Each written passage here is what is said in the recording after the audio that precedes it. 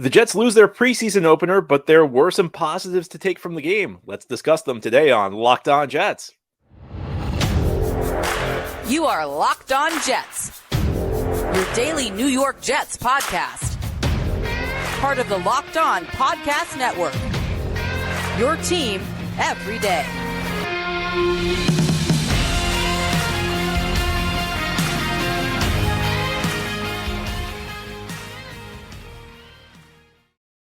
Welcome. This is the Locked On Jets podcast, part of the Locked On Podcast Network, your team every day.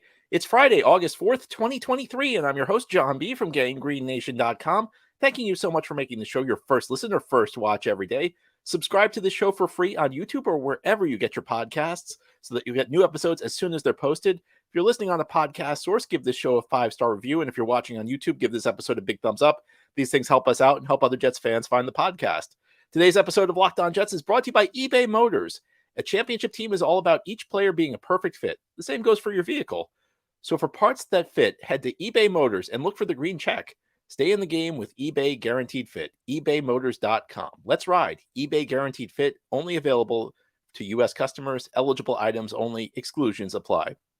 The Jets opened the preseason in 2023 last night, and they lost 21-16 to the Cleveland Browns. Robert Saleh's first preseason loss as Jets head coach. Jets actually were undefeated the previous 2 years in the exhibition season. We're going to talk about the game on today's episode. It was not a game that was super exciting. I did not see a lot of intensity in the fourth quarter from the guys who were playing at the end of the game for the Jets, and it was not a game that featured a whole lot of relevant players. The Jets did not play their first team offense or defense, and even like the relevant backups really did not play past the first quarter for the most part. Maybe an exception here or there. We'll talk about a few of them on today's show. So as far as longer term takeaways, I don't think there are a ton from this game.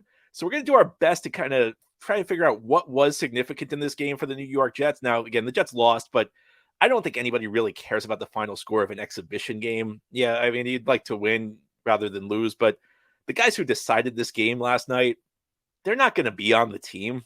And if they are, they're going to be guys who are like on the practice squad or maybe guys who are inactive on game day. So I don't want to go too crazy over the final result. So what can we talk about? Well, I think the most important guy from last night's game was Mekhi Becton. And I felt that way going in. Earlier this week, I discussed that, and folks who are everydayers know this.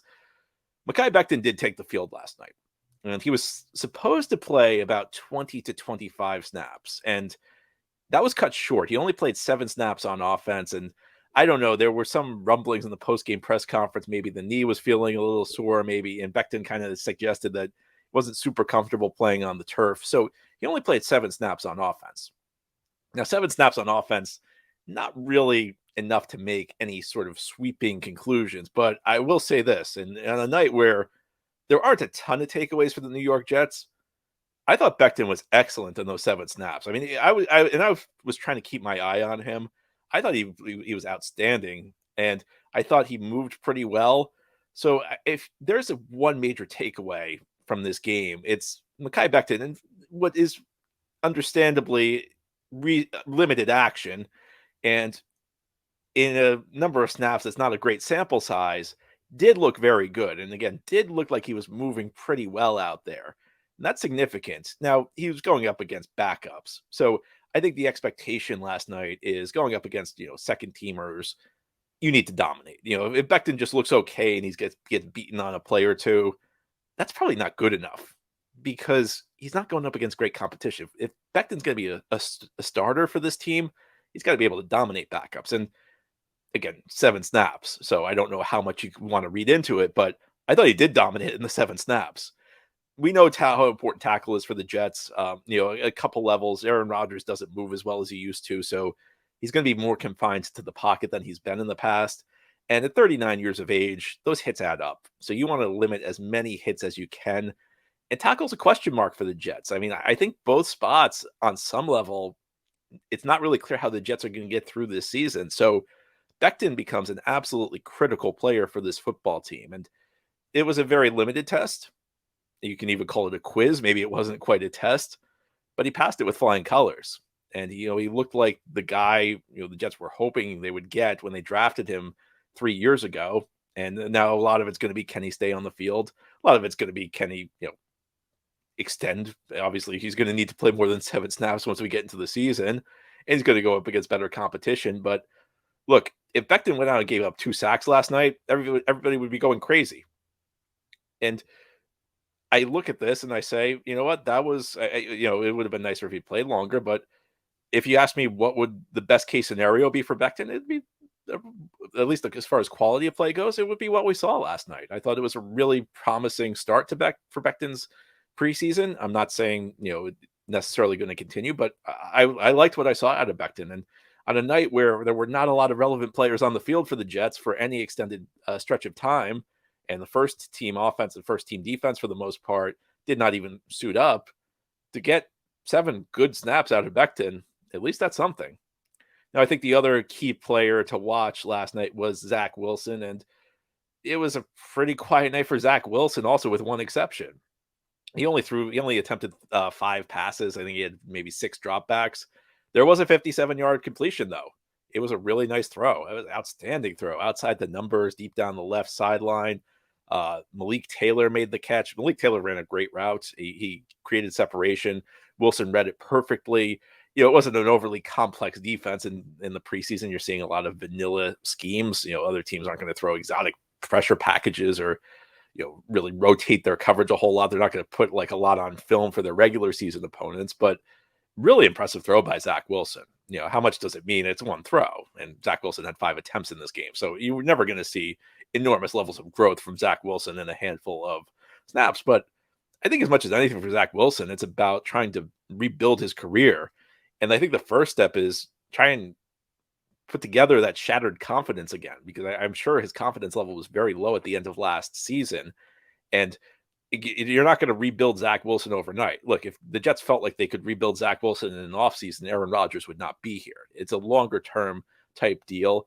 It's going to take probably multiple years if it's ever going to happen for Zach Wilson, but you have to start somewhere. And again, one pass, I don't think you want to read too much into it, but that's the story of Zach Wilson's performance. That one pass to Malik Taylor, where he put the ball on the money outside the numbers. And, Chris Collinsworth on NBC is going on about what an amazing catch it was by Malik Taylor.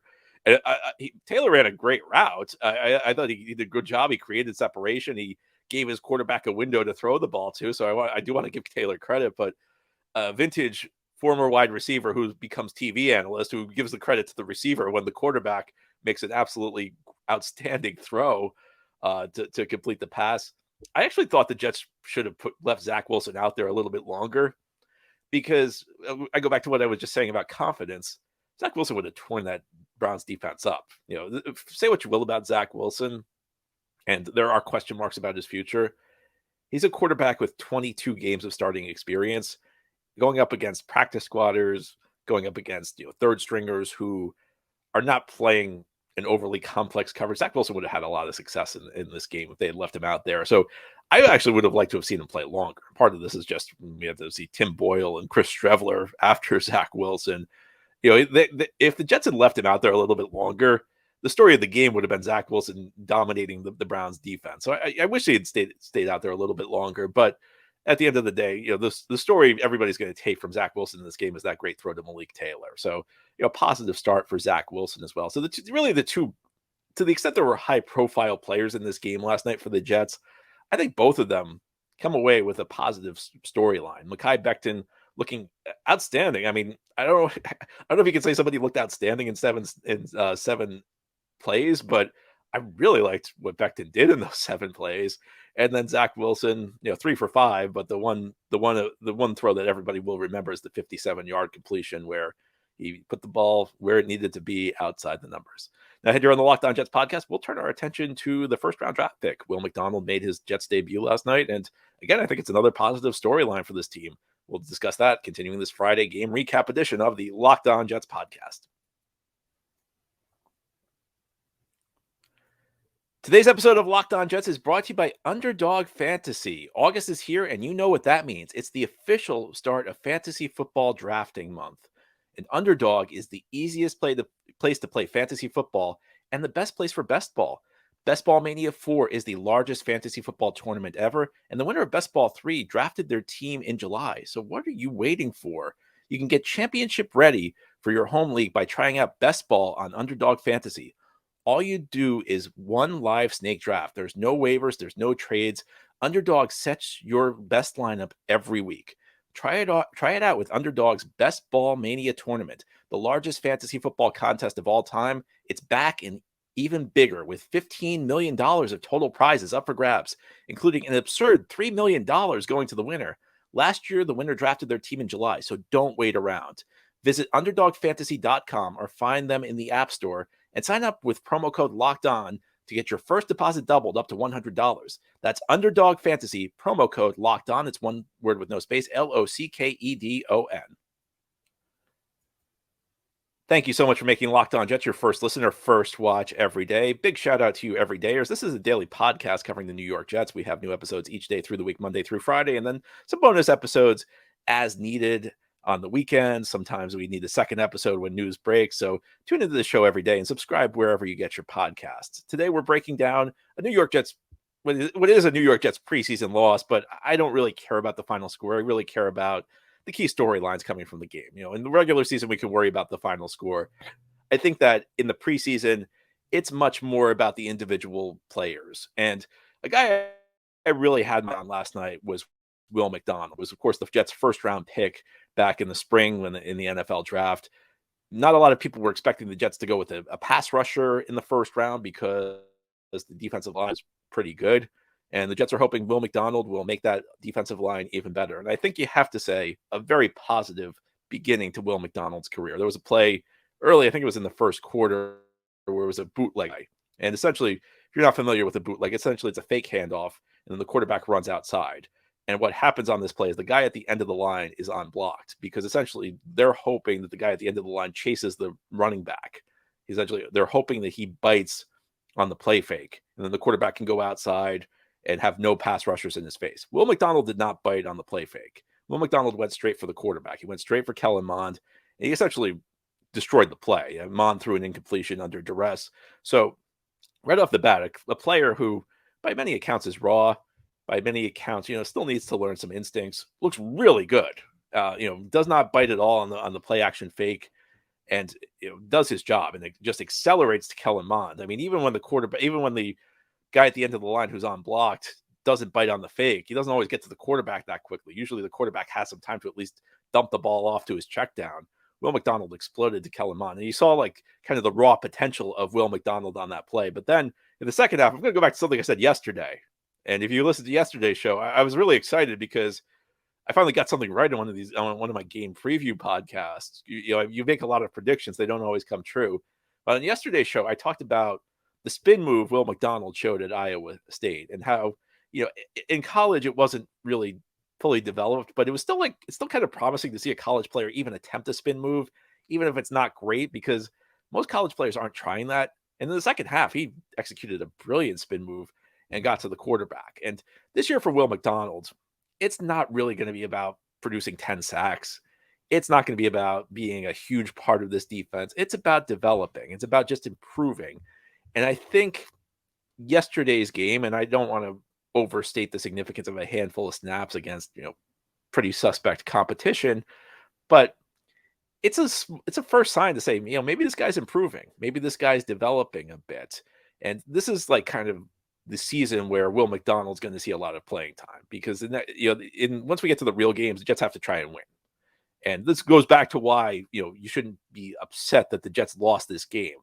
This season right now, this month of August, it's all about player development. The scores don't matter. Nobody cares. The Jets could go 0-4 in the preseason. It won't make a difference at all. This is all about getting players like Will McDonald game reps, because those game reps will not be coming in the regular season. I'm sure he'll be part of the rotation. I'm sure he'll see, I don't know, maybe 20% of snaps. He'll be a situational player. This is a chance for Will McDonald to really shine, chance for Will McDonald to get real action, chance for Will McDonald to improve, a chance for him to go up against competition that he should be able to succeed against, because against one's, a raw type of defensive lineman, he's going to struggle. Against this level of competition, Will McDonald's traits are going to show. Will McDonald's athleticism is going to really pop off the screen, as it did on those 2 plays last night. So I think a really solid debut for Will McDonald. I don't want, again, it's preseason, it's week 1. Keep it all in perspective. I'm not, guaranteeing huge things this year for Will McDonald, but for my expectations were I wanted Will McDonald to kind of jump off the screen a couple of times. And he did that. And he showed you the flashes of potential. And for a player like this, who's kind of raw, who needs some refinement, that's what you want to see. You want to see a couple plays where you say, man, if that guy puts it together, we got something special on our hands. And I do believe that's what we saw from Will McDonald in this game. And then the other thing I'm going to note on the defensive side of the ball, a couple of big plays by linebackers in this game. Jets forced a couple turnovers in the first half. Jamie and Sherwood forced a fumble. So Sherwood, who could end up being the third linebacker on this team. In fact, I would say probably is even the favorite to be the third linebacker, forcing a fumble in the first half. So that's a very positive thing. And then Chaz Surratt had an interception. Now both Sherwood and Surratt kind of had some struggles later on, but they're producing big plays. And I think at the linebacker position, if you're getting big plays out of the guys you have, I think it's a positive. So the linebacker depth, it's kind of up in the air right now. Zaire Barnes kind of got burned on a touchdown near the end of the first half. There are some other guys in the mix, but I think Sherwood and Surratt, even if they were kind of inconsistent, and the Jets had some struggles against the run, especially in the second half, but even if they were inconsistent, they did make big plays, which I think is a positive for those guys. Now, here on the Locked On Jets podcast, we will close out our show. We're going to turn our attention to quarterback depth. I mean, nobody has a good third-string quarterback, but the Jets may need to go outside their organization based on what we saw last night. And we'll discuss that as we continue this Friday game recap edition of the Locked On Jets podcast. This is the Locked On Jets podcast. Here on this Friday, we're recapping a Jets preseason loss, even though the final score doesn't matter. If you're interested, Browns won the game 21-16. Although I'll say this, not that the Jets played any starters last night, but there were some relevant backups who saw the field in the first half. In the periods where the relevant backups were on the field, the Jets were in control of the game. So if you want to have a really positive takeaway from this game, it's that the players who are going to play roles on this Jets generally played pretty well. I don't think you could say that about the two guys who are vying for the third quarterback job, though. Those would be Tim Boyle and Chris Streveler. Boyle was 6 of 11 for 61 yards and badly missed on some throws. And Streveler, 1 of 7 for 9 yards. So I think you could say maybe the magic of August 2022 with Chris Streveler has worn off. And I don't know why the Jets didn't try and run Streveler a little bit more in the fourth quarter, because Streveler's not much of a passer. He's essentially a running quarterback. And the challenge I think Streveler has this year, last year he was kind of stuck around. He was on the practice squad, then he got called up to the big club at various points during the season.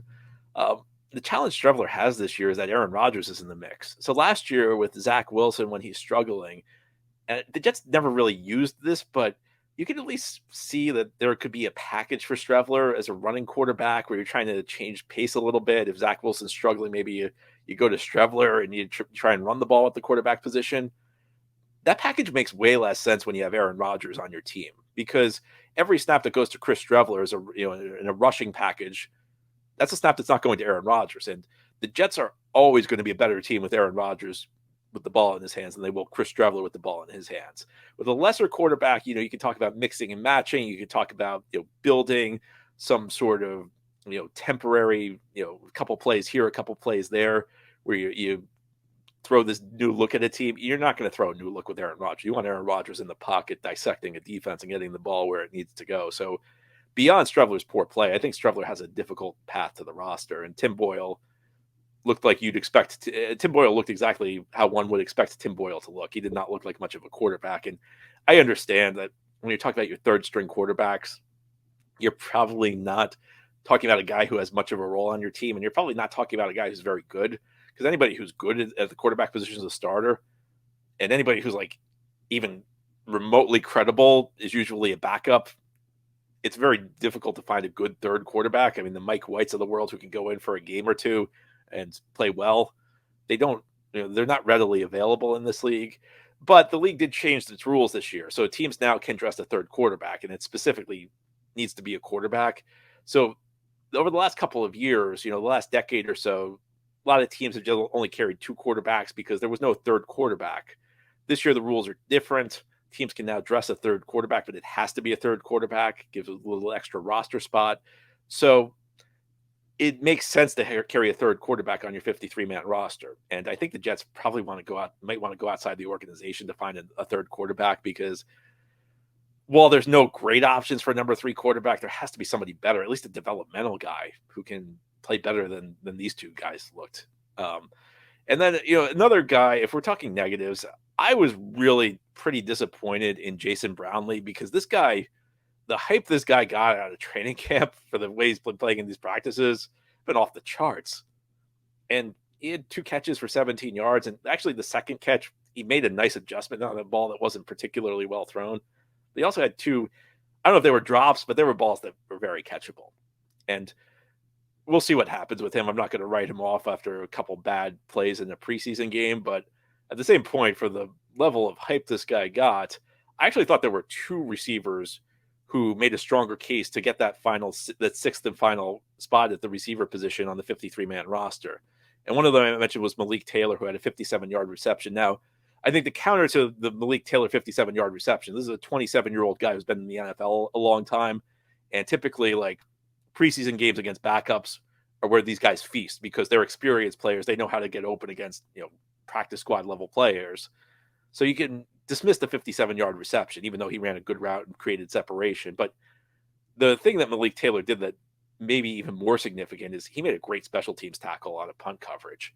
And that's the type of thing that gets you on the team if you're the number 6 receiver, because number 6 receivers aren't going to see the field much running routes, but they can see the field if they make a big impact on special teams coverage units. So Malik Taylor, I think, to the extent Malik Taylor can make a case to be on the roster, I think he actually kind of made a case in this one to get that final wide receiver spot. And the other guy I'm going to point to is, again, a player who made a special teams impact, Xavier Gipson. Now, Gipson got off to a terrible start, because in the first quarter, he dropped a punt where he had plenty of room to run. He dropped it and it went out of bounds, so he cost the Jets a lot of yardage. But he also broke a 45-yard kickoff return near the end of the first half. And again, special teams. I mean, kickoff returns are less important, and they become less important in the NFL each year. But still, if you're going to be the number 6 receiver, you got to figure out a way to contribute on special teams. I thought that, what Gipson did, and I'll even say, what Taylor did, that tackle he made on the punt coverage, that's more important than getting a reception. And when Brownlee doesn't even produce at all, I think it was a good night for those 2 guys. And I don't think it was a good night for Brownlee. We'll see what happens, though. I mean, there's still three preseason games left. There's still plenty of training camp to go. So lot to take in still. But those are my thoughts on the first preseason game. Anyway, that's all for today's episode. This has been the Locked On Jets podcast, part of the Locked On Podcast Network. Your team every day is our motto. As always, if you enjoyed the show, hit the subscribe button where you're watching or listening so that you'll never miss an episode. If you're listening on a podcast source, give the show a 5-star review. And if you're watching on YouTube, give this episode a big thumbs up. These things help us out, help other Jets fans find the podcast. Hope you have a great weekend, everybody. We'll be back next week. We'll talk more Jets.